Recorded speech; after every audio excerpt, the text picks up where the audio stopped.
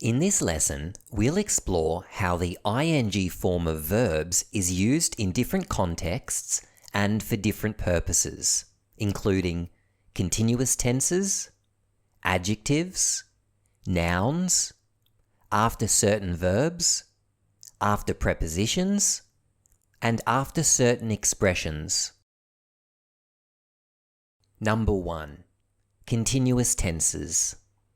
The ing form of words is used to form the continuous tenses.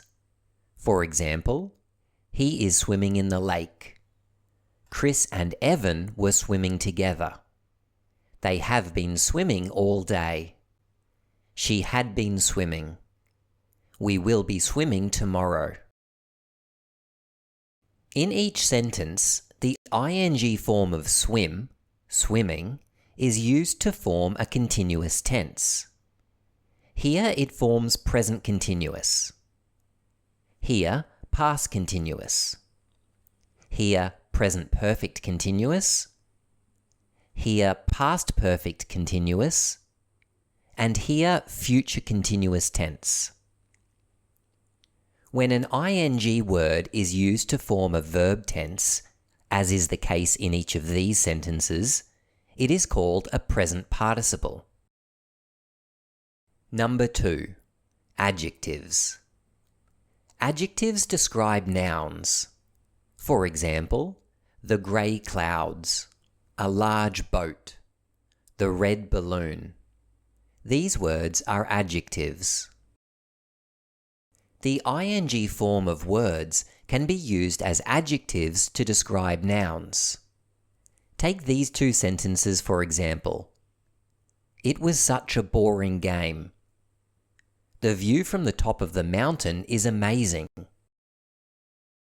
Can you see which words describe the nouns game and view?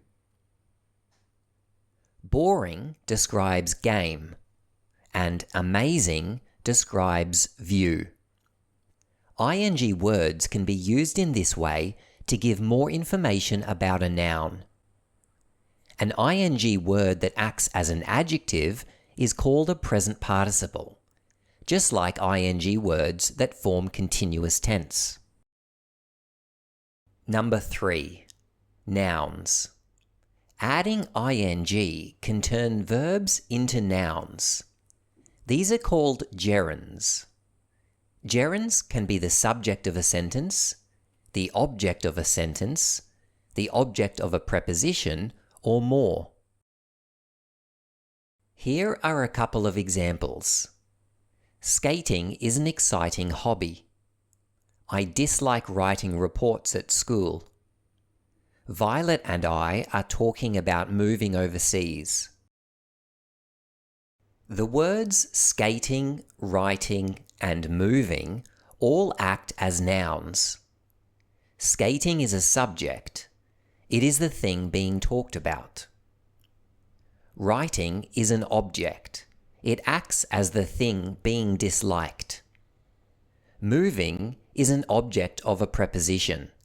It acts as the noun that completes the prepositional phrase. Now, there are two other ing words in these sentences. One in the first sentence, exciting, and one in the third sentence, talking. These two words aren't acting as nouns. The word exciting is acting as an adjective. It describes hobby. Talking forms present continuous tense, are talking. Exciting and talking are both present participles.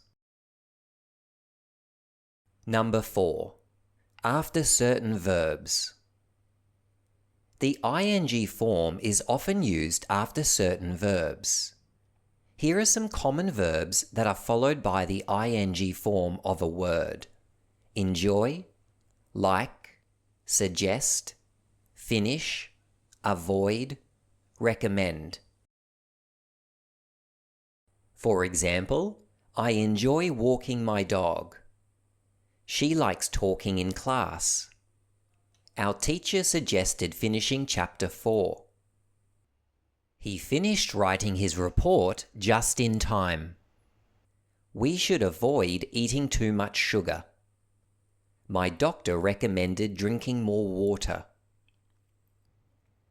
Notice that an ing word directly follows these verbs: enjoy, like, suggest, finish, avoid, recommend. When an ing word is used after these verbs, it is acting as a noun, which means the ing word is a gerund. Number 5. After prepositions.